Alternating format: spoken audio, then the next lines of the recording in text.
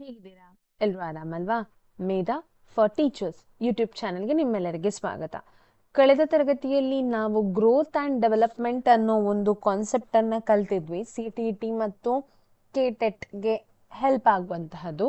ಹಾಗೆ GPSTR, PSTR, HSTR exam ಬರಿಬೇಕು ಅಂತಿದ್ರೆ ಪೆಡಗಾಗಿ ನಮಗೆ ತುಂಬ ಇಂಪಾರ್ಟೆಂಟ್ ಆಗ್ತದೆ, child ಸೈಕಾಲಜಿನ.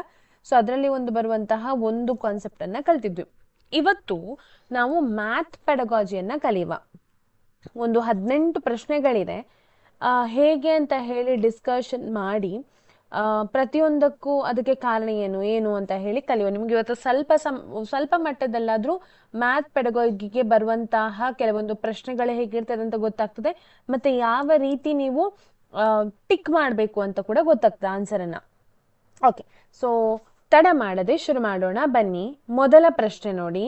The main aim of teaching mathematics at primary level is to make students memorize formulas, develop problem solving ability, complete syllabus fast, prepare students for exam. Memorization ಏನಿದೆ ನೋಡಿ, memorising formula ಅದು wrong. ಯಾವಾಗಲೂ memorising ನಾವು ಯಾವತ್ತೂ wrote ಮೆಮೊರಿಯನ್ನು promote ಮಾಡಬಾರ್ದು. ಅಂದರೆ by heart ಹೊಡೆಯುವಾಗೆ ಮಾಡಲಿಕ್ಕೆ ಇಲ್ಲ, ಅದು ಆಗೋದಿಲ್ಲ. Develop problem solving ability. Okay, problem solving ಎಬಿಲಿಟಿಗೆ ಏನಾಗ್ತದೆ, ಮಗುವಿಗೆ ಮ್ಯಾಥ್ಸ್ ಕಲಿತ ತಕ್ಷಣ ಅವನು ವ್ಯವಹಾರ ಮಾಡುವಾಗೆಲ್ಲ ಅವನಿಗೆ ಹೆಲ್ಪ್ ಆಗ್ತದೆ. ಅವನ ಲೈಫ್ ಸ್ಕಿಲ್ ಲಾಜಿಕಲಿ ಆಗಿ ಥಿಂಕ್ ಮಾಡಲಿಕ್ಕೆ, ರೀಸನಿಂಗ್ ಇದು ಬರ್ತದಲ್ವ, ರೀಸನ್ ಕೊಡುವಂತಹದ್ದು. ಯಾಕೆ ನಾನು 100 ರೂಪಾಯಿ ಕೊಟ್ಟಾಗ 50 ರೂಪಾಯಿ ಆದರೆ 50 ರೂಪಾಯಿ ನನಗೆ ಹಿಂದೆ ಅಂಗಡಿಯವನು ಕೊಡಬೇಕು ಅನ್ನೋದು ಅರ್ಥ ಆಗ್ತದೆ. ಹಾಗೆ ಲೈಫ್ ಸ್ಕಿಲ್ಲನ್ನು ಕಲೀಲಿಕ್ಕೆ ಅವನಿಗೆ ಹೆಲ್ಪ್ ಆಗ್ತದೆ ಅಲ್ವಾ? ಸೊ ಇದು ಹೌದು ಉತ್ತರ. ಹಾಗೆ ಕಂಪ್ಲೀಟ್ ಸಿಲೆಬಸ್ ಫಾಸ್ಟ್. ಸಿಲೆಬಸ್ ಅನ್ನೋದು ಪೆಡಗಾಜಿಯಲ್ಲಿ ಇಲ್ವೇ ಇಲ್ಲ. ನೀವು ಸಿಲೆಬಸ್ ಗೋಲನ್ನು ಹಿಡ್ಕೊಳ್ಳಿಕ್ಕೆ ಇಲ್ವೇ ಇಲ್ಲ. ಸಿಲೆಬಸ್ ಮತ್ತೆ, ಆದರೆ ಮಗುವಿಗೆ ಕಾನ್ಸೆಪ್ಟ್ ಸರಿಯಾಗಿ ಏನಾಗಬೇಕು, ಅರ್ಥ ಆಗಬೇಕು. ಹಾಗೆ ಅವನಿಗೆ ಅದನ್ನು ಪ್ರಾಬ್ಲಮ್ ಸಾಲ್ವಿಂಗ್ ಏನಿದೆ ನೋಡಿ, ಆ ಸ್ಕಿಲ್ ಬರಬೇಕು. ಹಾಗೆ ಪ್ರಿಪೇರ್ ಸ್ಟೂಡೆಂಟ್ಸ್ ಫಾರ್ ಎಕ್ಸಾಮ್, ಅದು ಕೂಡ ಟರ್ಷರಿ ಆಗ್ತದೆ.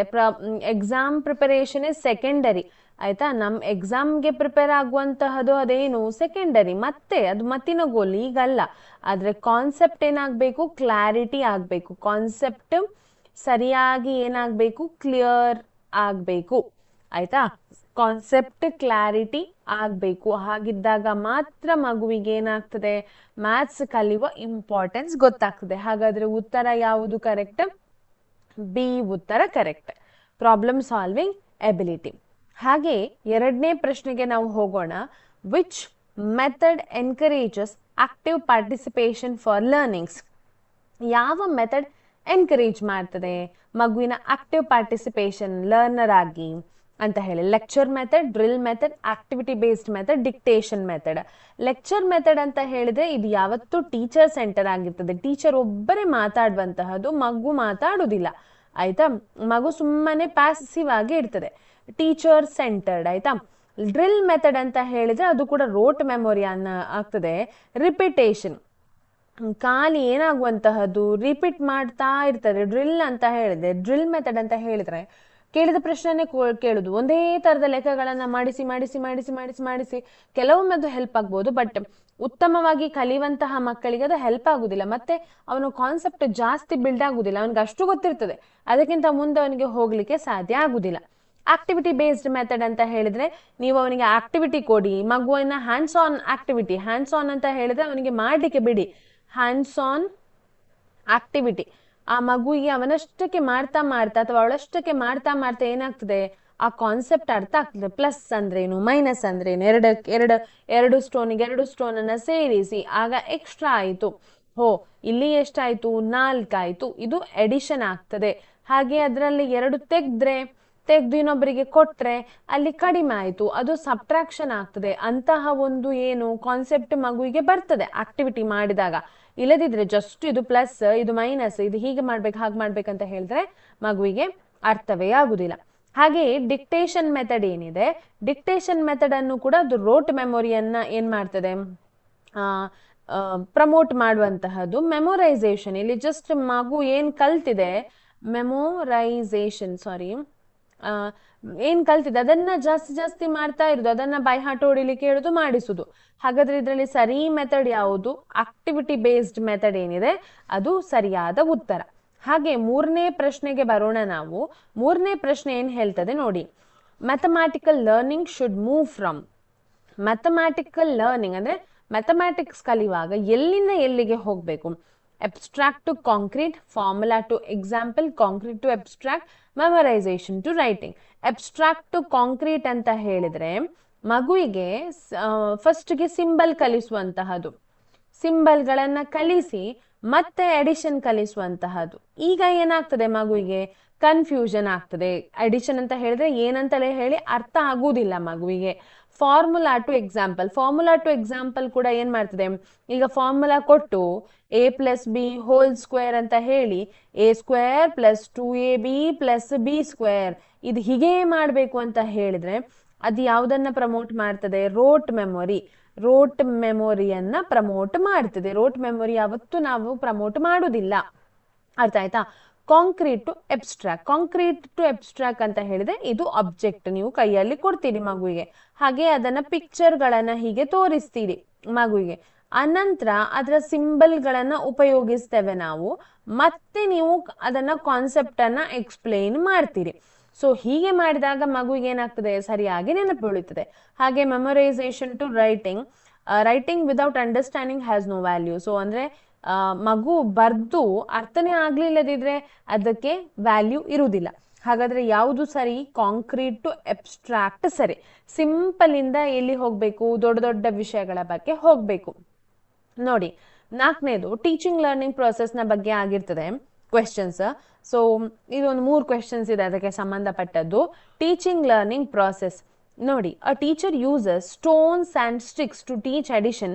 This reflect rote learning, drill practice, concrete learning and verbal learning ಅಂತ ಹೇಳಿ. ಇದರಲ್ಲಿ ಯಾವುದು ಸರಿ? ರೋಟ್ ಲರ್ನಿಂಗ್ ಅಂತ ಹೇಳಿದ್ರೆ ನಾನು ಆಗ ಹೇಳಿದಾಗೆ ಮೆಮೊರೈಸೇಷನ್ ಅಲ್ವಾ? ಮೆಮೊರೈಸೇಷನ್ ಅನ್ನ ಪ್ರಮೋಟ್ ಮಾಡುವಂತಹದ್ದು. ಮೆಮೊರೈಸೇಷನ್ ಅನ್ನ ಮ್ಯಾಥ್ಸ್ ಅಥವಾ ಗವರ್ಮೆಂಟ್ ಯಾವತ್ತೂ ಪ್ರಮೋಟ್ ಮಾಡುವುದಿಲ್ಲ. Drill practice, repetition. ರಿಪಿಟೇಷನ್ ಅಂತ ಹೇಳಿದ್ರೆ ಮಾಡಿಸಿದನೇ ಮಾಡಿಸುದು ಅಂತಹದ್ದು. ಕಾಂಕ್ರೀಟ್ ಲರ್ನಿಂಗ್, ಆ ಮಕ್ಕಳು ಆಬ್ಜೆಕ್ಟ್ ಅನ್ನ ಸರಿಯಾಗಿ ಅರ್ಥ ಮಾಡಿಕೊಳ್ತಾರೆ. ರಿಯಲ್ ಆಬ್ಜೆಕ್ಟ್ಸ್ ಇದ್ದು ರಿಯಲ್ ಆಬ್ಜೆಕ್ಟ್ ಅನ್ನ ಮಗುವಲ್ಲಿ ಕೈಯಲ್ಲಿ ಕೊಟ್ಟು ಏನ್ ಮಾಡಿ ನೀವು ಅವರನ್ನ ಅಡಿಷನ್ ಸಬ್ಟ್ರಾಕ್ಷನ್ ಮಾಡಿಸಿದ್ರೆ ಅವನಿಗೆ ಹೆಲ್ಪ್ ಆಗ್ತದೆ. ವರ್ಬಲ್ ಅಂತ ಹೇಳಿದ್ರೆ ಮಕ್ಕಳು learning is visual and tactile. ಆಯ್ತಾ? ವರ್ಬಲ್ ಜಸ್ಟ್ ಬಾಯಿ ಮಾತಲ್ಲಿ ಹೇಳಿದ್ರೆ ಅದು ಏನಾಗುದಿಲ್ಲ, ಅಷ್ಟು ಮಗುವಿಗೆ ನಾಟುದಿಲ್ಲ. ಹಾಗಾದ್ರೆ ಯಾವುದು ಸರಿ? ಕಾಂಕ್ರೀಟ್ ಲರ್ನಿಂಗ್ ಅಲ್ವಾ? ನೀವು ಮಕ್ಕಳಿಗೆ ರಿಯಲ್ ಅಬ್ಜೆಕ್ಟ್ ಅನ್ನ ಕೊಡ್ಬೇಕು. ಹಾಗಿದ್ದಾಗ ಮಾತ್ರ ಅವನು ಅಡಿಷನ್ ಸಬ್ಟ್ರಾಕ್ಷನ್ ಅಂತದನ್ನೆಲ್ಲ ಸುಲಭವಾಗಿ ಕಲಿತಾನೆ. ಇದೊಂದು ಪಿಕ್ಚರ್ ಹತ್ರದಲ್ಲಿರುವಂತದ್ದು ನಮ್ಮ ಶಾಲೆಯಲ್ಲಿ ಮಾಡಿದಂತಹ ಒಂದು ಆಕ್ಟಿವಿಟಿ ನೋಡಿ, ಸಣ್ಣ ಮಕ್ಕಳಿಗೆ ಮಾಡಿದ ಆಕ್ಟಿವಿಟಿ. ಆ ಇ ಅನ್ನ ಅಲ್ಲಿ ಏನ್ ಮಾಡಿದ್ದಾರೆ? ಕಲ್ಲುಗಳ ಮೂಲಕ ಬರೆಸಿದ್ದಾರೆ ಅವ್ರಿಗೆ. ಹಾಗಾಗಿ ಅಲ್ಲಿ ಶೇಪ್ ಹೇಗೆ ಬರ್ಬೇಕು, ಕೊಂಬು ಹೇಗೆ ಬರ್ಬೇಕು ಅದೆಲ್ಲ ಅರ್ಥ ಆಗ್ತದೆ ಅವನಿಗೆ. ಅವನಾಗೆ ಅವನು ಇಟ್ಕೊಳ್ತಾನೆ. ಸೊ ಅವನಿಗೆ ಅದು ಏನಾಗ್ತದೆ?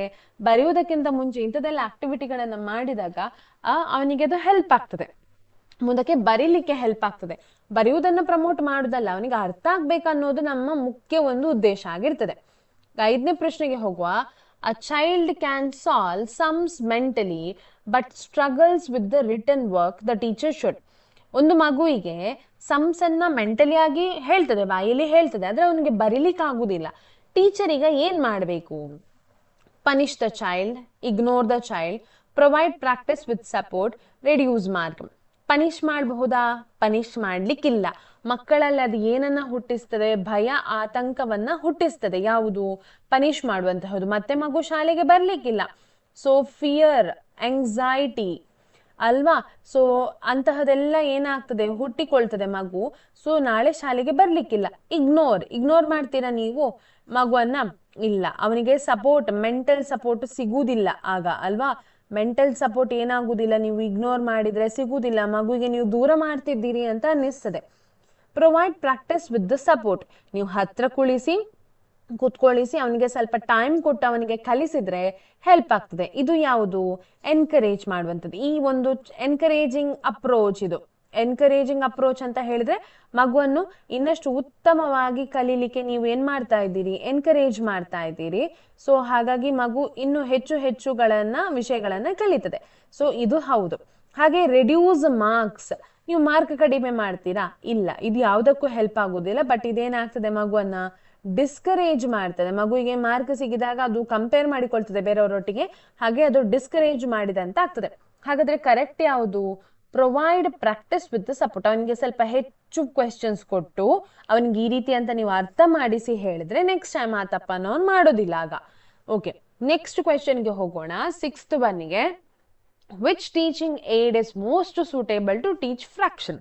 ಯಾವ ಟೀಚಿಂಗ್ ಏಡ್ ಫ್ರಾಕ್ಷನ್ ಅನ್ನ ಕಲಿಸ್ಲಿಕ್ಕೆ, ಭಿನ್ನ ರಾಶಿಯನ್ನ ಕಲಿಸ್ಲಿಕ್ಕೆ ಹೆಲ್ಪ್ ಆಗ್ತದೆ? ಬ್ಲ್ಯಾಕ್ ಬೋರ್ಡ್ ಅನ್ನ ಜಸ್ಟ್ ಯೂಸ್ ಮಾಡಿ, ನೀವು ಬ್ಲ್ಯಾಕ್ ಬೋರ್ಡ್ ಅಲ್ಲಿ ಚಿತ್ರ ಮಾಡಿ ಹೇಳ್ತಾ ಇದ್ದೀರಿ. ಹಾಗೆ ರಿಯಲ್ ಆಬ್ಜೆಕ್ಟ್ಸ್, ಆಪಲ್, ರೋಟಿ ಅಂತಹದ್ದು. ಲೆಕ್ಚರ್ ನೋಟ್ಸ್, ನೀವು ಲೆಕ್ಚರ್ ಕೊಟ್ಟು ಮತ್ತೆ ನೋಟ್ಸ್ ಕೊಡ್ತೀರಿ, ಹಾಗೆ ಡಿಕ್ಟೇಷನ್ ಕೊಡ್ತೀರಿ. ಸೊ ಇಲ್ಲಿ ಏನಾಗ್ತದೆ, ಬ್ಲ್ಯಾಕ್ ಬೋರ್ಡ್ ಅಲ್ಲಿ ನಿಮಗೆ ಅಬ್ಸ್ಟ್ರಾಕ್ಟ್ ಥಿಂಕಿಂಗ್ ಬರುವುದಿಲ್ಲ ಅಲ್ವಾ? No abstract thinking. ಏನಾಗ್ತದೆ, ಮಗುವಿಗೆ ಅವನ ನಿಜವಾಗಿ ಫ್ರಾಕ್ಷನ್ ಅಂದ್ರೆ ಏನು ಅಂತ ಹೇಳಿ ಅರ್ಥ ಆಗುದಿಲ್ಲ ಅವನಿಗೆ. ನೀವು ಒಂದು ಆಪಲ್ ಅಥವಾ ರೋಟಿ ಕೊಟ್ಟು ಒಂದಿಡೀ ರೋಟಿಯನ್ನ 4 ಭಾಗ ಮಾಡಿ ಒಂದನ್ನ ತಿನ್ಲಿಕ್ಕೆ ಕೊಟ್ರಿ. ಈಗ ಹೇಗೆ ಉಳೀತು? 4ರಲ್ಲಿ 3 ಇದೆ ಅಂತ ಅವನ ಮಗು ಹೇಳ್ತಾನಾಗ ಅವನಿಗೆ ಅದನ್ನ ಮುಟ್ಟಿದಾಗ ಆಯ್ತು, ತಿಂದಾಗ ಆಯ್ತು, ಅವ್ನು ಎಂಜಾಯ್ ಮಾಡ್ತಾನೆ. ಸೊ ಅಲ್ಲಿ ಅವನಿಗೆ ಫ್ರಾಕ್ಷನ್ ನ ಒಂದು ಕಾನ್ಸೆಪ್ಟ್ ಬರ್ತದೆ.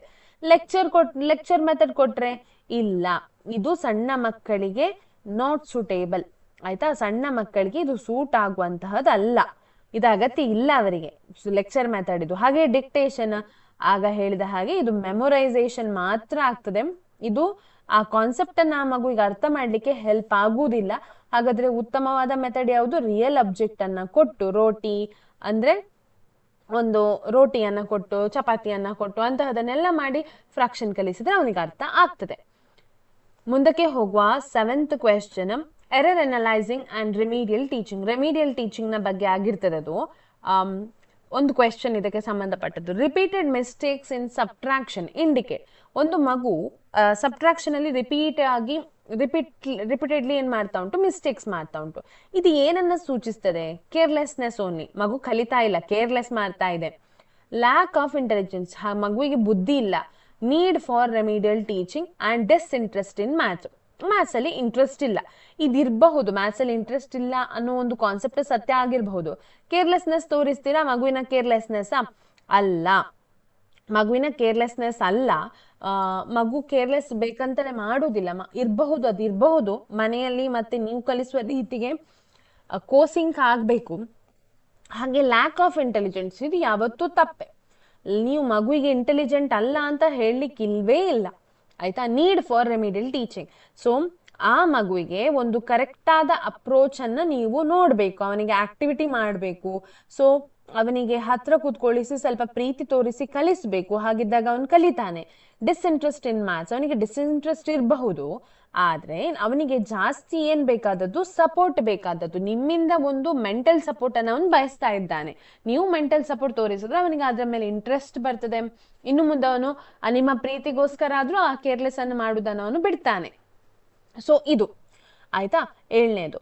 ನೆಕ್ಸ್ಟ್ 8ನೇ ಪ್ರಶ್ನೆಗೆ ಹೋಗೋಣ. The best way to handle mathematical error is to. Best way ಯಾವುದು? ಮ್ಯಾಥಮ್ಯಾಟಿಕಲ್ ಎರರ್ಸ್ ಅನ್ನ ಫೈಂಡ್ ಔಟ್ ಮಾಡುವಂತಹದ್ದು. ಕ್ರಿಟಿಸೈಸ್ ದ ಚೈಲ್ಡ್, ನೀವು ಮಗುವನ್ನ ಬೈತಾ ಇರ್ಬೇಕು. ಆ ಮಗುಗೆ ಏನಾಗ್ತದೆ? ಆ ಮಗುವಿನ ಕಾನ್ಫಿಡೆನ್ಸ್ ಲೋ ಆಗ್ತದೆ, ಲೋ ಕಾನ್ಫಿಡೆನ್ಸ್ ಆಗ್ತದೆ ಮಗುವಿಗೆ. ಹೀಗೆ ಮಾಡ್ಲಿಕ್ಕಿಲ್ಲ ಅಲ್ವಾ? ಮಗುವಿಗೆ ಬೈತಾ ಇರೋದು ತಪ್ಪು. ಇಗ್ನೋರ್ ದ ಮಿಸ್ಟೇಕ್, ಇಗ್ನೋರ್ ಮಾಡಿದ್ರೆ ಅವನು ಮುಂದಕ್ಕೆ ಕಲಿಯುವುದಿಲ್ಲ. ನೋ ಪ್ರಾಪರ್ ಸ್ಟಡಿ ಅಲ್ವಾ? ಅವನು ಏನ್ ಮಾಡುದಿಲ್ಲ, ಲರ್ನಿಂಗ್ ಅಂತ ಬರೀತಾನೆ, ಅವನ ಅದಕ್ಕೆ ಕಲೀಲಿಕ್ಕೆ ಇಂಟ್ರೆಸ್ಟ್ ಕೊಡುದಿಲ್ಲ. ನೀವು ಇಗ್ನೋರ್ ಮಾಡಿದ್ರೆ ಅವನ ಅಲ್ಲೇ ಮೂಲೆ ಗುಂಪಾಗ್ತಾನೆ. Analyse and correct gently, yes ಅಲ್ವಾ? ರೆಮಿಡಿಯಲ್ ಟೀಚಿಂಗ್ ಬೇಕು ಇಲ್ಲಿ. ಅದನ್ನ ನೀವು ಏನ್ ಮಾಡ್ಬೇಕು? ನೋಡ್ಬೇಕು. ಹಾಗೆ ಅವನಿಗೆ ಯಾವುದಕ್ಕೆ ಸಪೋರ್ಟ್ ಬೇಕು ಅನ್ನೋದನ್ನ ನೀವು ಕೊಡ್ಬೇಕು. ಹಾಗಿದ್ದಾಗ ಅವನೇನ್ ಮಾಡ್ತಾನೆ? ಆ ಮ್ಯಾಥಮ್ಯಾಟಿಕ್ಸ್ ಅಲ್ಲಿ ಬರುವಂತಹ ಸಣ್ಣ ಸಣ್ಣ ತಪ್ಪುಗಳನ್ನು ಅವನು ಸರಿ ಮಾಡ್ಕೊಳ್ತಾನೆ. ರೆಡ್ಯೂಸ್ ಮಾರ್ಕ ಮಾಡುವಂತಹದ್ದು ಇಲ್ಲ, ಇದು ಡಿಸ್ಕರೇಜ್ ಮಾಡಿದ ಹಾಗೆ ಆಗ್ತದೆ. ಆದ್ರೆ ಮಾಡಬಹುದು, ಮಾಡಬಾರ್ದು ಅಂತಲ್ಲ, ಬಟ್ ಡಿಸ್ಕರೇಜ್ ಮಾಡಿದಾಗ ಆಗ್ತದೆ, ಮಗುವಿಗೆ ಆಗ್ತದೆ ನನ್ನ ಮಾರ್ಕನ್ನು ಟೀಚರ್ ಸುಮ್ಮನೆ ಸುಮ್ಮನೆ ತೆಗೆದಿದ್ದಾರೆ ಅಂತ ಹೇಳಿ ನಿಮ್ಮ ಮೇಲೆ ಕೋಪ ಬರುವಂತಹ ಚಾನ್ಸಸ್ ಇರ್ತದೆ. ಸೊ ಅದಕ್ಕೋಸ್ಕರ ನೀವು ಅನಲೈಸ್ ಮಾಡಬೇಕು ಮತ್ತು ಅದನ್ನು ಕರೆಕ್ಟ್ ಮಾಡುವಂತಹದ್ದು, ಆಯ್ತಾ, ರೆಮಿಡಿಯಲ್ ಟೀಚಿಂಗ್ ಕೊಡುವಂತಹದ್ದು. ನೆಕ್ಸ್ಟ್ 9ನೇ question, problem solving and thinking. Problem solve ಅಥವಾ ಹೇಗೆ ಥಿಂಕ್ ಮಾಡ್ತಾರೆ ಅನ್ನೋದ್ರ ಬಗ್ಗೆ ಆಗಿರ್ತದೆ. ಇದು ನೋಡಿ, problem solving in mathematics helps to develop memory only, logical thinking, speed writing and rote learning. ನಾವು ಆಗ ಹೇಳಿದಾಗೆ ಮೆಮೊರಿಯನ್ನು ನಾವು ಪ್ರಮೋಟ್ ಮಾಡೋದಿಲ್ಲ. ಲಾಜಿಕಲ್ ಥಿಂಕಿಂಗ್, ರಿಯಲ್ ಲೈಫಲ್ಲಿ ಪ್ರಾಬ್ಲಮ್ ಸಾಲ್ವಿಂಗ್ ಅನ್ನೋ ಒಂದು ವ್ಯವಹಾರ ಮಾಡಲಿಕ್ಕೆ ಅಲ್ವಾ, ಏನು ಮಾಡಲಿಕ್ಕೆ, ವ್ಯವಹಾರ ಮಾಡಲಿಕ್ಕೆ ಅವನಿಗೆ ಅದು ಹೆಲ್ಪ್ ಆಗ್ತದೆ. ಸ್ಪೀಡ್ ರೈಟಿಂಗಲ್ಲಿ ಮ್ಯಾಥ್ಸ್ ಯಾವತ್ತು ರೈಟಿಂಗಿಗೆ ಸಪೋರ್ಟ್ ಮಾಡುವುದಿಲ್ಲ. ಹಾಗೆ ರೋಟ್ ಲರ್ನಿಂಗ್, ಮೆಮೊರೈಸೇಷನ್ಗೆ ಸಪೋರ್ಟ್ ಮಾಡುವುದಿಲ್ಲ. ಹಾಗಾದರೆ ಸರಿ ಯಾವುದು? Logical thinking. ಅವನಿಗೆ ಲಾಜಿಕ್ ಬರ್ತದೆ, ಅಂದರೆ ಇಷ್ಟು ಒಂದು ಚಾಕ್ಲೇಟ್ಗೆ 2 ರೂಪಾಯಿ ಆದರೆ 4 ಚಾಕ್ಲೇಟ್ಗೆ ನಾನು ಎಷ್ಟು ಕೊಡಬೇಕು ಅನ್ನೋ ಥಿಂಕ್ ಅವನಲ್ಲಿ ಬರ್ತದೆ, ಅವನಿಗೆ ಪ್ರಾಬ್ಲಮ್ ಸಾಲ್ವಿಂಗ್ ಕೊಟ್ಟರೆ. ಓಕೆ, ನೆಕ್ಸ್ಟ್ 10ನೇ ಕ್ವೆಶ್ಚನ್ ನೋಡಿ, which activity best promotes the mathematical thinking. ಯಾವ ಆಕ್ಟಿವಿಟಿ ನೀವು ಮ್ಯಾಥಮ್ಯಾಟಿಕಲ್ ಥಿಂಕಿಂಗನ್ನು ಅಪ್ರೋಚನ್ನು ಇನ್ಕ್ರೀಸ್ ಮಾಡಲಿಕ್ಕೆ ಹೆಲ್ಪ್ ಮಾಡ್ತದೆ? ರಿಪೀಟಿಂಗ್ ಟೇಬಲ್ಸನ್ನು ಕ್ಲಾಸಲ್ಲಿ ರಿಪೀಟ್ ಮಾಡಿಸ್ತಾ ಇರೋದು, solving real life problems, copying sums and writing formulas. Repeated tables ಇದೇನಾಗ್ತದೆ, ರೋಟ್ ಮೆಮೊರಿ ಆಗ್ತದೆ. ಸೊ ಮೆಮೊರಿ ಅವನಿಗೆ ಮರೆತು ಹೋದರೆ, ನಡುವಲ್ಲಿ ಒಂದು ಮರೆತು ಹೋದರೆ ಹೋಯಿತು. ಸಾಲ್ವಿಂಗ್ ರಿಯಲ್ ಲೈಫ್ ಪ್ರಾಬ್ಲಮ್ಸ್, ಇದು ಹೌದು. ನಾನು ಮೊನ್ನೆ ಒಂದು ವಿಡಿಯೋ ನೋಡಿದೆ, ಶಾಲೆಯಲ್ಲಿ ಗಣಿತದ ಬಗ್ಗೆ ಇದನ್ನು ಹೆಚ್ಚು ಮಾಡಲಿಕ್ಕೆ ಏನು ಮಾಡಿದ್ದಾರೆ ಅಂತ ಹೇಳಿದ್ರೆ, ಒಂದು ಸಣ್ಣ ಸಂತೆ ಥರ ಮಾಡಿದ್ದಾರೆ. ಮಕ್ಕಳೆಲ್ಲ ಬಂದು ಖರೀದಿಸುವಂತಹದ್ದು, ಪೇರೆಂಟ್ಸ್ ಬಂದು ಖರೀದಿಸುವಂತಹದ್ದು. ಅಲ್ಲಿ ಮಗುವಿಗೆ ವ್ಯವಹಾರ ಜ್ಞಾನ ಬರ್ತದೆ. ರಿಯಲ್ ಲೈಫಲ್ಲಿ ಮ್ಯಾಥಮ್ಯಾಟಿಕ್ಸನ್ನು ಹೇಗೆ ಯೂಸ್ ಮಾಡೋದು, ಭಾಗಿಸುವುದು ಹೇಗೆ, ಗುಣಿಸುವುದು ಹೇಗೆ, ಕೂಡಿಸುವುದು ಹೇಗೆ, ಕಳೆಯುವುದು ಹೇಗೆ ಅಂತ ಹೇಳಿ ಅರ್ಥ ಆಗ್ತದೆ. ಹಾಗೆ ಕಾಪಿಂಗ್ ಸಮ್, ಬೋರ್ಡಲ್ಲಿ ಹಾಕಿದನ್ನು ಕಾಪಿ ಮಾಡಲಿಕ್ಕೆ ಇಲ್ಲ, ಮಗುಗೆ ಏನಾಗ ಅರ್ಥ ಆಗುದಿಲ್ಲ. ರೈಟಿಂಗ್ ಫಾರ್ಮುಲಾ ಬರೆದು ಕೂಡ ಏನು ಅರ್ಥ ಆಗುದಿಲ್ಲ. ಹಾಗಾದ್ರೆ ಕರೆಕ್ಟ್ ಆಪ್ಷನ್ಸ್ ಯಾವುದು? ಬಿ ಅಲ್ವಾ, ಸಾಲ್ವಿಂಗ್ ರಿಯಲ್ ಲೈಫ್ ಪ್ರಾಬ್ಲಮ್. ಆ ಮಗುವಿಗೆ ರಿಯಲ್ ಲೈಫಲ್ಲಿ ಮ್ಯಾಥ್ಸನ್ನು ಹೇಗೆ ಯೂಸ್ ಮಾಡೋದು ಅಂತ ಹೇಳಿ ಬರಬೇಕು. ಹಾಗೆಯೇ 11ನೇ ಪ್ರಶ್ನೆಗೆ ಬರುವ ಈಗ, questioning and classroom strategy. Class ರೂಮಲ್ಲಿ ಮ್ಯಾಥ್ಸನ್ನು ಹೇಗೆ ನಾವು ಮಾಡಬಹುದು? Open ended questions in maths helps to. Open ended question ಕೊಡ್ತೀರಿ, ಅದಕ್ಕೆ ಪರ್ಟಿಕ್ಯುಲರ್ ಆನ್ಸರ್ ಇರುವುದಿಲ್ಲ, ಆದರೆ ನೀವೊಂದು ಕೊಡ್ತೀರಿ ಕ್ವೆಶ್ಚನ್, ಓಪನ್ ಎಂಡೆಡ್ ಆಗಿ ಕೊಡ್ತೀರಿ. Why, explain your answer, comment your answer ಅಂತ ಕ್ವೆಶ್ಚನ್ಸ್ ಅನ್ನ ಕೊಡ್ತೀರಿ. ಆಗ ಅದು ಯಾವುದಕ್ಕೆ ಹೆಲ್ಪ್ ಆಗ್ತದೆ? Increase the syllabus speed, reduce thinking, encourage creativity and promote memorisation. Increase the syllabus speed, syllabus ಅನ್ನ ಜಾಸ್ತಿ ಮಾಡಲಿಕ್ಕೆ ನೀವು ಕೊಡ್ತಿದ್ದೀರಾ? ಇಲ್ಲ, ಇದು ಏನಾಗ್ತದೆ ಅಂತ ಹೇಳಿದ್ರೆ, they take more thinking time. ಇದು ಮೋರ್ ಥಿಂಕಿಂಗ್ ಟೈಮ್ ಜಾಸ್ತಿ ತಗೊಳ್ತದೆ ಅಲ್ವಾ. ಸೊ ಇದು ಅಲ್ಲ ಮುಖ್ಯ ಉದ್ದೇಶ ನಮ್ಮದು, ಅದಲ್ಲ ಓಪನ್ ಎಂಡೆಡ್ ಕ್ವೆಶ್ಚನ್ಸ್ ಕೊಟ್ಟದ್ದು. ಹಾಗೆ ರಿಡ್ಯೂಸ್ ಥಿಂಕಿಂಗ್ ಆಗ್ತದೆ, ಥಿಂಕಿಂಗ್ ರಿಡ್ಯೂಸ್ ಆಗುದಿಲ್ಲ, ಇದರ ಬದಲಾಗಿ ಹೆಚ್ಚಾಗ್ತದೆ. ಎನ್ಕರೇಜ್ ಕ್ರಿಯೇಟಿವ್ಲಿ, ಅವನಿಗೆ ಬೇರೆ ಬೇರೆ ರೀತಿಯಲ್ಲಿ ಅದನ್ನ ಉತ್ತರ ಹುಡುಕುವ ಒಂದು ಆಸೆ ಜಾಸ್ತಿ ಆಗ್ತದೆ. ಅದನ್ನ ಬೇರೆ ಬೇರೆ ರೀತಿಯಲ್ಲಿ ಅವನು ಹುಡುಕ್ತಾರೆ ಮಕ್ಕಳು, ಅದು ಕ್ರಿಯೇಟಿವಿಟಿಯನ್ನು ಎನ್ಕರೇಜ್ ಮಾಡ್ತದೆ. ಅವನಿಗೆ ಮಲ್ಟಿಪಲ್ ಆನ್ಸರ್ ಸಿಗಬಹುದು, ಯಾವ ರೀತಿ ಮಾಡಿದಾಗ ಯಾವ ರೀತಿ ಸಿಕ್ಕಿತ್ತು ಅಂತ ಹೇಳಿ ಅವನಿಗೆ ಆಶ್ಚರ್ಯ ಆಗ್ತದೆ. ಒಂದು ಉತ್ತರ ಇತ್ತು, ಒಂದು ಪ್ರಶ್ನೆಗೆ ನಾವು ಯಾವ ರೀತಿಯಲ್ಲಿ ಮಾಡಿದೆವು ಆ ಮೆಥಡ್ ಅವನಿಗೆ ಮುಂದಕ್ಕೆ ಬೇರೆ ಬೇರೆ ಮ್ಯಾಥ್ಸ್ ಅಲ್ಲಿ ಡಿಸ್ಕವರಿ ಮಾಡಲಿಕ್ಕೆ ಹೆಲ್ಪ್ ಆಗಬಹುದು ಅಲ್ವಾ. So encourage creativity, promote memorisation, ಇದನ್ನು ನಾವು ಯಾವತ್ತೂ ಸಪೋರ್ಟ್ ಮಾಡುವುದೇ ಇಲ್ಲ. ಸೊ ಹಾಗಾಗಿ ಉತ್ತರ ಯಾವುದು? ಸಿ. ಆಯ್ತಾ. ನೆಕ್ಸ್ಟ್ಗೆ 12th ಕ್ವೆಶ್ಚನ್ಗೆ ಹೋಗುವ. While teaching geometry, the teacher should explain definitions only, use diagrams and models, use rote learning, give dictation. Teacher ಏನು ಮಾಡಬಹುದು? ಒಂದು ಜೊಮೆಟ್ರಿಯನ್ನು ಕಲಿಸ್ತಾ ಇದ್ದೀರಿ ನೀವು, ಶೇಪ್ಸ್ನ ಬಗ್ಗೆ 3D ಶೇಪ್ಸ್ನ ಬಗ್ಗೆ ಕಲಿತಾ ಇದ್ದೀರಿ, ಆಯತಗನ, ಚೌಕಗನ ಅಂತದನ್ನೆಲ್ಲ ಕಲಿಸ್ತಾ ಇದ್ದೀರಿ. ಆಗ ಖಾಲಿ ಡೆಫಿನೇಷನ್ ಹೇಳಿಬಿಡ್ತೀರಾ, 6 ಮುಖಗಳಿವೆ, ಇಷ್ಟು ಬಾಹುಗಳಿವೆ, ಅಷ್ಟು ಶೃಂಗಬಿಂದುಗಳಿವೆ ಅಂತ ಹೇಳಿ? ಇಲ್ಲ, ಇದು ಯಾವತ್ತೂ ತಪ್ಪು. ನೀವು ಚಿತ್ರ ಮಾಡ್ತಾ ಇದ್ದೀರಿ, ಬೋರ್ಡಿನಲ್ಲಿ ಚಿತ್ರ ಮಾಡ್ತಾ ಇದ್ದೀರಿ, ಮತ್ತೆ ಮಾಡೆಲ್ ತಂದಿದ್ದೀರಿ, ಅದರ ಮಾಡೆಲ್ ಸಿಗ್ತದಲ್ವ 3D ಮಾಡೆಲ್, ಅದನ್ನ ಮಕ್ಕಳಿಗೆ ಮುಟ್ಲಿಕ್ಕೆ ಕೊಡ್ತೀರಿ, ಅವ್ರು ಮುಟ್ತಾರೆ, ಅದನ್ನ ಎಂಜಾಯ್ ಮಾಡ್ತಾರೆ. ಎಷ್ಟು ಮುಖಗಳಿವೆ, ಎಷ್ಟು ಶೃಂಗಬಿಂದುಗಳಿವೆ, ಎಷ್ಟು ಬಾಹುಗಳಿವೆ ಎಲ್ಲವನ್ನ ಅವರು ಅರ್ಥ ಮಾಡಿಕೊಳ್ತಾರೆ ಅಲ್ವಾ. ಯೂಸ್ ರೋಟ್ ಲರ್ನಿಂಗ್, ಇಷ್ಟೇ, ಇದು ಬಾಯ್ ಹಾರ್ಟ್ ಹೊಡೀರಿ, 6, 8, 12 ಅಂತ ಹೇಳಿ ಹೇಳ್ತೀರಾ? ಇಲ್ಲ.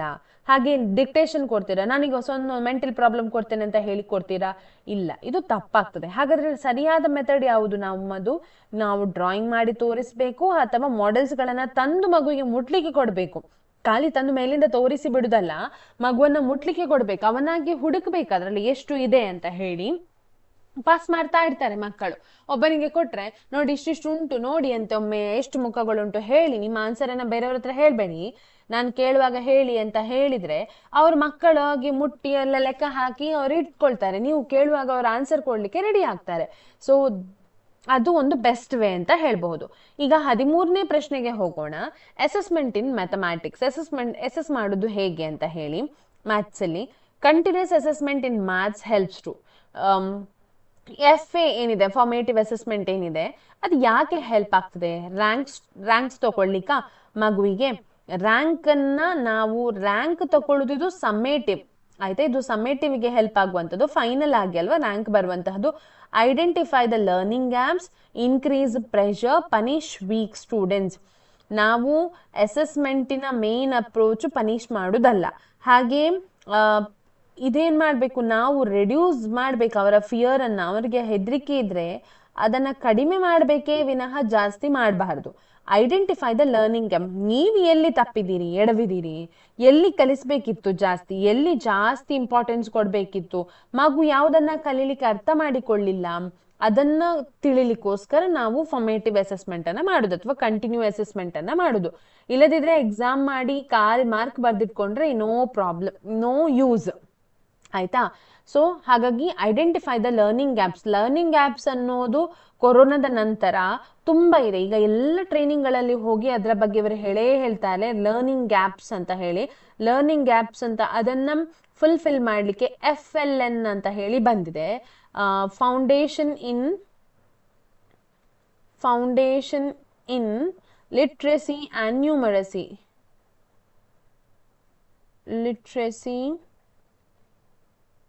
ನ್ಯೂಮರಸಿ. ಮಗುವಿಗೆ 2ನೇ ಕ್ಲಾಸ್ನ 17 ಲಕ್ಷ್ಯಗಳು, ಕಲಿಕಾ ಫಲಗಳು ಏನಿದೆ ಅಥವಾ ಕಲಿಕಾ ಸಾಮರ್ಥ್ಯ ಏನ್ ಹೇಳ್ತೇವೆ ನೋಡಿ, ಇದು ಬರಲೇಬೇಕು. 10ನೇ ತರಗತಿಯ ಮಕ್ಕಳಿಗೆ ತನಕ ಇದು ಸೇಮ್. ಇಷ್ಟು ಬಂದ್ರೆ ಆ ಲರ್ನಿಂಗ್ ಗ್ಯಾಪ್ ಫಿಲ್ ಆಯ್ತು ಅಂತ ಹೇಳಿ. ಅವನಿಗೆ ಓದ್ಲಿಕ್ಕೆ ಬರಬೇಕು, ಸೆಂಟೆನ್ಸ್ ಓದ್ಲಿಕ್ಕೆ ಬರಬೇಕು, ವಾಕ್ಯಗಳನ್ನ ಮಾಡ್ಲಿಕ್ಕೆ ಗೊತ್ತಿರಬೇಕು. ಹಾಗಿದ್ದಾಗ ಲರ್ನಿಂಗ್ ಗ್ಯಾಪ್ ಫಿಲ್ ಆಯ್ತು. ಅದು ಎಲ್ಲಿ ನಾವು ಎಡವಿದ್ದೇವೆ ಅಂತ ಹೇಳಲಿಕ್ಕೆ ನಾವು ಟೆಸ್ಟ್ ಮಾಡುವಂತಹದ್ದು ಆಯ್ತಾ. ಓಕೆ, 14ನೇ ಪ್ರಶ್ನೆ ನೋಡಿ. Formative assessment means final exam, monthly test, on going assessment during learning, annual examination. Final formatting FA ಅಂತ ಹೇಳಿ ನಾವು ಆಕ್ಟಿವಿಟಿದು ಮಾರ್ಕ್ ಹಾಕ್ತೇವೆ.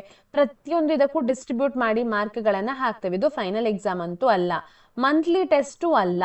ಹಾಗೆ on going assessment during learning, ಕಲಿತಾ ಇರುವಾಗ ಮಗು ಎಲ್ಲಿ ತಪ್ಪಿದೆ, ಯಾವ್ದು ಅರ್ಥ ಆಗ್ಲಿಲ್ಲ ಅನ್ನೋದನ್ನ ಹೇಳಿಕೊಡುವಂತಹ ಒಂದು ಅಸೆಸ್ಮೆಂಟ್ ಆಗಿರ್ತದೆ.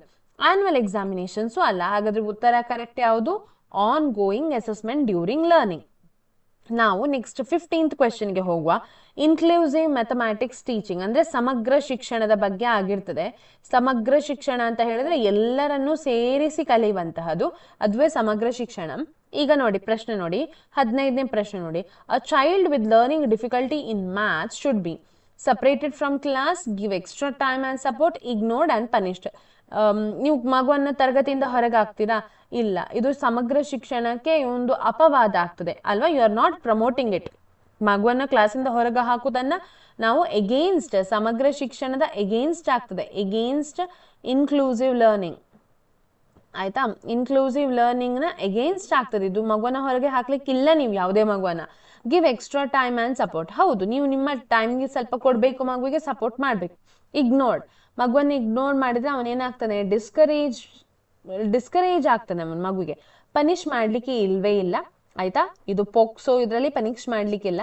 So give extra time and support. ನೀವು ಏನ್ ಮಾಡ್ಬೇಕು, ಮಗುವಿಗೆ ಎಕ್ಸ್ಟ್ರಾ ಟೈಮ್ ಅನ್ನ ಕೊಡ್ಬೇಕು, ರೆಮಿಡಿಯಲ್ ಟೀಚಿಂಗ್ ಅನ್ನ ಕೊಡ್ಬೇಕು. Okay, right here remedial teaching ಅನ್ನ ಕೊಡ್ಬೇಕು ಮಗುವಿಗೆ. ಸ್ವಲ್ಪ ಹತ್ರ ಕೂದ್ದು ಅವನಿಗೆ ಸ್ವಲ್ಪ ಬೇರೆ ಬೇರೆ ಪ್ರಾಬ್ಲಮ್ಸ್ ಅನ್ನ ಕೊಟ್ಟು ಏನ್ ತಪ್ಪಿದೆ ಅಂತ ಹೇಳಿ ನೋಡ್ಬೇಕು. ಅದು ನಿಮ್ಮ ಕರ್ತವ್ಯ. ಅದು ಬಿಟ್ಟು ಪನಿಷ್ ಮಾಡ್ಲಿಕ್ಕಿಲ್ಲ, ಇಗ್ನೋರ್ ಮಾಡ್ಲಿಕ್ಕೆ ಇಲ್ವೇ ಇಲ್ಲ. So 16th question, high level CTET scenario questions ಅಂತ ಇದೆ. ಹೈ ಲೆವೆಲ್ ಕ್ವೆಶನ್ಸ್ ಇದು. A teacher allows students to explain different methods to solve a problem. This promote rote learning, peer learning, confusion and time waste. Time waste ಅಂತ ಕಲಿಕೆಯಲ್ಲಿ time waste ಅಂತ ಆಗುದಿಲ್ಲ, confusion ಇಲ್ಲ.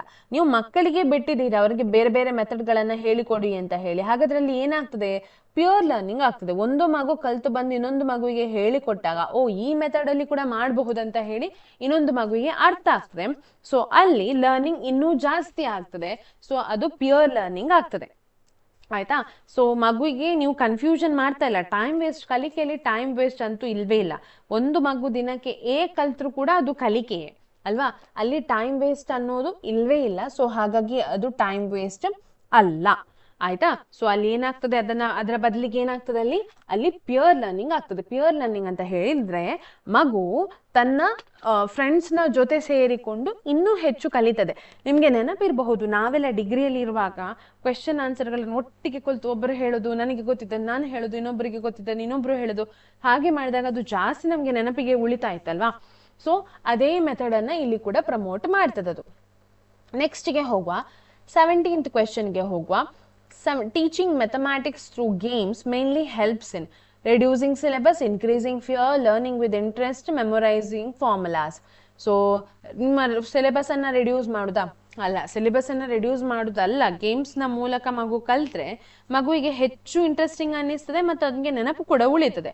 So syllabus ಮತ್ತು change ಆಗುವುದೇ ಇಲ್ಲ, ಅದು ಹೀಗಿದ್ದದು ಹಾಗೆ ಇರ್ತದೆ, ಅನ್ಚೇಂಜ್ಡ್ ಅಲ್ವಾ ಸಿಲೆಬಸ್. ಇನ್ಕ್ರೀಸ್, ಮಗುವಿಗೆ ಹೆದರಿಕೆ ಹುಟ್ಟಿಸ್ಲಿಕ್ಕ ಅಲ್ಲ, ಅದು ಕೂಡ ಅಲ್ಲ. ಮಗುವಿಗೆ ಹೆದರಿಸಿ ಗೇಮ್ಸ್ ಯಾವತ್ತು ಮಗುವಿಗೆ ಹೆದರಿಕೆ ಹುಟ್ಟಿಸುವುದಿಲ್ಲ. ಗೇಮ್ಸ್ ರೆಡ್ಯೂಸ್ ಫಿಯರ್ ಅಲ್ವಾ, ಮಗುವಿನ ಹೆದರಿಕೆಯನ್ನ ಕಡಿಮೆ ಮಾಡ್ತದೆ. ಲರ್ನಿಂಗ್ ವಿತ್ ಇಂಟ್ರೆಸ್ಟ್, ಮಗುವಿಗೆ ಇಂಟ್ರೆಸ್ಟ್ ಜಾಸ್ತಿ ಆಗ್ತದೆ. ಇಟ್ ಪ್ರಮೋಟ್ಸ್ ಮೋಟಿವೇಶನ್ ಅಲ್ವಾ, ಮಗುವಿಗೆ ವಿನ್ ಆಗ್ಬೇಕು ಅಂತ ಹೇಳಿ ಒಂದು ಉಮೇದು ಬರ್ತದೆ. So it promotes motivation.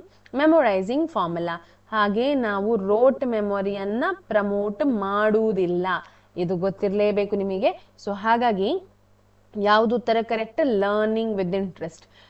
ಮಕ್ಕಳನ್ನ ಆಟ ಆಡಿಸಿದಷ್ಟು ಅವರು ನಮ್ಮ ಕಡೆಗೆ ವಾಲ್ತಾರೆ. ನಿಮ್ಗೆ ಗೊತ್ತುಂಟ ಇಲ್ವಾ ಗೊತ್ತಿಲ್ಲ, ಬಟ್ ನೀವು ಪ್ರತಿ ಕ್ಲಾಸಲ್ಲಿ ಏನಾದ್ರೂ ಒಂದು ಸಣ್ಣ ಸಣ್ಣ ಆಟ ಆಡಿಸಿ ಅಂತೆ. ಮಗ್ಗಿ ಹೇಳುವಾಗ, ಮಗ್ಗಿ ಕಲ್ತು ಬಂದದ್ದು 1 2 3 ಹೇಳುವಾಗ ಕ್ಲಾಪ್ ಹೊಡಿಯುವಂತಹದ್ದು ಅಥವಾ ಪಸ್ ಅಂತ ಹೇಳುವಂತಹದ್ದು ಅಂಥದ್ದೆಲ್ಲ ಮಾಡಿದ್ರೆ ಮಗುವಿಗೆ 3ನೇ ಮಗ್ಗೆ ಸುಲಭವಾಗಿ ಬರ್ತದೆ, ಹಾಗೆ 5ನೇ ಮಗ್ಗೆ ಸುಲಭವಾಗಿ ಬರ್ತದೆ ಅಲ್ವಾ. ಸೊ ಅಂತಹದೆಲ್ಲ ಮಾಡಿದ್ರೆ ಮಗು ಅದನ್ನ ಇಂಟ್ರೆಸ್ಟ್ ಇಂದ ಕಲಿತದೆ ವಿನಃ ಅವನಿಗೆ ಹೆದರಿಕೆ ಆಗುವುದಿಲ್ಲ. ಆ ಸಬ್ಜೆಕ್ಟ್ ನ ಮೇಲಿರುವ ಪ್ರೀತಿ ಮತ್ತು ಗೌರವ ಜಾಸ್ತಿ ಆಗ್ತದೆ. ಓಕೆ, ನೆಕ್ಸ್ಟ್ 18th ಕ್ವೆಶನ್ಗೆ ಹೋಗೋಣ. ಇದು ಕೊನೆಯ ಪ್ರಶ್ನೆ ಆಗಿರ್ತದೆ ಇವತ್ತಿನ ತರಗತಿದ್ದು. A teacher connects maths with daily life example. This reflects, ಯಾವ ಮೆಥಡ್? ಟೀಚರ್ ಮ್ಯಾಥ್ಸ್ ಅನ್ನ ಡೈಲಿ ಲೈಫಿಗೆ ಏನ್ ಮಾಡ್ತಾ ಇದ್ದಾರೆ? ಕನೆಕ್ಟ್ ಮಾಡ್ತಾ ಇದ್ದಾರೆ. ಇದು ಯಾವ ಮೆಥಡ್? ಟ್ರೆಡಿಷನಲ್ ಮೆಥಡಾ? ಟ್ರೆಡಿಷನಲ್ ಮೆಥಡ್ ಅಂತ ಹೇಳಿದ್ರೆ ಒಂದು ಟ್ರೆಡಿಷನಲ್ ಮೆಥಡ್ ಯಾವತ್ತು ಟೀಚರ್ ಸೆಂಟರ್ ಮೆಥಡ್. ಅದು ಟೀಚರ್ ಸೆಂಟರ್ಡ್ ಮೆಥಡ್ ಅನ್ನು ನಾವು ಟ್ರೆಡಿಷನಲ್ ಮೆಥಡ್ ಅಂತ ಹೇಳೋದು, ಅಥವಾ ಬ್ಲಾಕ್ ಬೋರ್ಡ್, ಖಾಲಿ ಬ್ಲಾಕ್ ಬೋರ್ಡ್ ಮಾತ್ರ ಯೂಸ್ ಮಾಡ್ತಾ ಇದ್ದಂತಹ ಮೆಥಡ್ ಅನ್ನ ಟ್ರೆಡಿಷನಲ್ ಮೆಥಡ್ ಅಂತ ಹೇಳ್ತೇವೆ. Constructing approach, learner built knowledge from experience. Hands on activity ಮಾಡಿ ಮಗು ಏನ್ ಮಾಡ್ತಾ ಇದೆ? ಕಲಿತಾ ಇದೆ. ಕನ್ಸ್ಟ್ರಕ್ಟಿವ್ ಅಂತ ಹೇಳಿದ್ರೆ. ಅಥಾರಿಟಿಯನ್ ಟೀಚಿಂಗ್ ಅಂತ ಹೇಳಿದ್ರೆ ಅಲ್ಲಿ ಅಥಾರಿಟಿ ಮಾತ್ರ, ಅಂದ್ರೆ ಟೀಚರ್ ಸೆಂಟರ್, ಇದು ಕೂಡ ಟೀಚರ್ ಸೆಂಟರ್ ಆಗಿರ್ತದೆ. ಅಥಾರಿಟಿ ಮಾತ್ರ ಏನ್ ಮಾಡ್ತದೆ? ಕಲಿಸುವಂತಹದ್ದು ಟೀಚಿಂಗ್, ಮಕ್ಕಳಲ್ಲಿ ಪಾರ್ಟಿಸಿಪೇಟ್ ಆಗ್ತಾ ಇಲ್ಲ. ಡ್ರಿಲ್ ಮೆಥಡ್, ಅದು ರೋಟ್ ಮೆಮೊರಿ. ಎಗೇನ್ ಇದು ರಾಂಗ್ ಅಲ್ವಾ. ಹಾಗಾದ್ರೆ ಯಾವುದು ಕರೆಕ್ಟ್ ಆದ ಉತ್ತರ? ಕನ್ಸ್ಟ್ರಕ್ಟಿವ್ ಅಪ್ರೋಚ್ ಅನ್ನೋದು ಕರೆಕ್ಟ್ ಆದ ಉತ್ತರ. ಅವನಿಗೆ ಹ್ಯಾಂಡ್ಸ್ ಆನ್ ಆಕ್ಟಿವಿಟಿ ಮಾಡ್ಲಿಕ್ಕೆ ಸಿಗ್ತದೆ ಮಗುವಿಗೆ. ಸೊ ಇದಿಷ್ಟು ಇವತ್ತಿನ ತರಗತಿಯಲ್ಲಿ ಕಲಿತಂತಹ ಪ್ರಶ್ನೋತ್ತರಗಳು ಮ್ಯಾಥ್ಸ್ ಪೆಡಗಾಜಿಗೆ ರಿಲೇಟೆಡ್ ಆಗಿ. ಮತ್ತೊಂದು ಸ್ವಲ್ಪ ಟಿಪ್ಸ್ ಕೊಡ್ಲಿಕ್ಕೆ ಬಯಸ್ತೇನೆ. ನೀವು ಯಾವುದೇ ಮ್ಯಾಥ್ಸ್ ಪೆಡಗಾಜಿಯಲ್ಲಿ ಆಗಲಿ, ಸೈನ್ಸ್ ಪೆಡಗಾಜಿ ಆಗಲಿ, ಯಾವುದೇ ಒಂದು ಪೆಡಗಾಜಿ ಅಂತ ನೋಡಿದಾಗ ಪಾಸಿಟಿವ್ ಅನ್ನ ನೋಡಿ ಮೊದಲಿಗೆ. ಯಾವುದು ಅಂತ ಹೇಳಿದ್ರೆ, ನೀವು ಉತ್ತರ ಆಯ್ಕೆ ಮಾಡುವಾಗ ಚೈಲ್ಡ್ ಸೆಂಟರ್ಡ್ ಇರಲೇಬೇಕು, ಹಾಗೆ ಅದು ಆಕ್ಟಿವಿಟಿ ಬೇಸ್ಡ್ ಆಗಿರ್ಬೇಕು, ಹಾಗೆ ಸಪೋರ್ಟಿವ್ ಟೀಚರ್ ಆಗಿರ್ಬೇಕು. ಅಂದ್ರೆ ಮಗುವನ್ನ ಯಾವತ್ತು ಪನಿಷ್ ಮಾಡುವ ಟೀಚರ್ಗೆ ಅಲ್ಲಿ ವ್ಯಾಲ್ಯೂ ಇಲ್ಲ. ಆಯ್ತಾ? ಸೊ ಟೀಚರ್ ಸಪೋರ್ಟಿವ್ ಆಗಿರ್ಬೇಕು, ರೆಮಿಡಿಯಲ್ ಟೀಚಿಂಗ್ ಅನ್ನ ಕೊಡುವಂತಹದ್ದು. ಮಗುವಿಗೆ ಫಸ್ಟ್ ಅಂಡರ್ಸ್ಟ್ಯಾಂಡಿಂಗ್ ಬೇಕು ಕಾನ್ಸೆಪ್ಟ್ ನ ಬಗ್ಗೆ, ಮತ್ತೆ ಅವನಿಗೆ ಹೇಳಿಕೊಡುವಂತಹದ್ದು. ಆಯ್ತಾ. ರೋಟ್ ಮೆಮೊರಿ ಅಂತಹದೆಲ್ಲ ಮೆಮೊರೈಸೇಷನ್ ಡ್ರಿಲ್ ಮೆಥಡ್ ಅದಕ್ಕೆಲ್ಲ ಸಪೋರ್ಟೇ ಇಲ್ಲ. ಅದೆಲ್ಲ ಪಾಸಿಟಿವ್. ನೆಗೆಟಿವ್ ನೀವು ಯಾವ್ದನ್ನ ಆಪ್ಷನ್ಸ್ ಅನ್ನ ರಿಜೆಕ್ಟ್ ಮಾಡ್ಬೇಕಂತ ಹೇಳಿದ್ರೆ ಪನಿಷ್ಮೆಂಟ್ ಕೊಡೋದನ್ನ ಯಾವತ್ತೂ ಸಪೋರ್ಟ್ ಮಾಡ್ಲಿಕ್ಕಿಲ್ಲ, ರೋಟ್ ಮೆಮೊರಿಯನ್ನ ಸಪೋರ್ಟ್ ಮಾಡ್ಲಿಕ್ಕಿಲ್ಲ, ಭಯ ಹುಟ್ಟಿಸುವಂತಹ ಯಾವುದೇ ಅಪ್ರೋಚಸ್ ಅನ್ನ ನಾವು ತಗೊಳ್ಲಿಕ್ಕಿಲ್ಲ. ಟೀಚರ್ ಸೆಂಟರ್ ಕೂಡ ಖಾಲಿ ಟೀಚರೇ ಮಾತಾಡುದಲ್ಲಿ ಮಗು ಮಾತಾಡ್ತಾ ಇಲ್ಲ ಅಂತ ಹೇಳಿದ್ರೆ ಅದು ಕೂಡ ಕರೆಕ್ಟ್ ವೇ ಅಲ್ಲ. ಓಕೆ, ಸೊ ಇಂತಹದನ್ನೆಲ್ಲ ನಾವ್ ಏನ್ ಮಾಡ್ಬೇಕು, ರಿಜೆಕ್ಟ್ ಮಾಡ್ಬೇಕು ಅಂತ ಹೇಳ್ತೇನೆ. ಸೊ ಇದಿಷ್ಟು ಒಂದು ಸಣ್ಣ ಟಿಪ್ಸ್ ನೊಂದಿಗೆ ಇವತ್ತಿನ ಒಂದು ಮ್ಯಾಥ್ಸ್ ಪೆಡಗಾಜಿಯನ್ನ ಮಾಡಿದ್ದೇವೆ. ವಿಡಿಯೋ ಇಷ್ಟ ಆಗಿದ್ರೆ ನಿಮ್ಗೆ ಏನ್ ಮಾಡ್ಬೇಕಂತ ಗೊತ್ತಿದೆ, ಲೈಕ್ ಮಾಡ್ಬೇಕು, ಶೇರ್ ಮಾಡ್ಬೇಕು, ಹಾಗೆ ಏನ್ ಬೇಕು ಅನ್ನೋದನ್ನ ಕಮೆಂಟ್ ಮಾಡಿ ತಿಳಿಸಿ. ವಾರ ವಾರ ಇಂತಹದೇ ತರಗತಿಗಳಿಗಾಗಿ ಕಾಯ್ತಾ ಇರಿ. ಮುಂದಿನ ವಾರ ಮತ್ತೊಮ್ಮೆ ಸಿಗೋಣ. ಧನ್ಯವಾದಗಳು.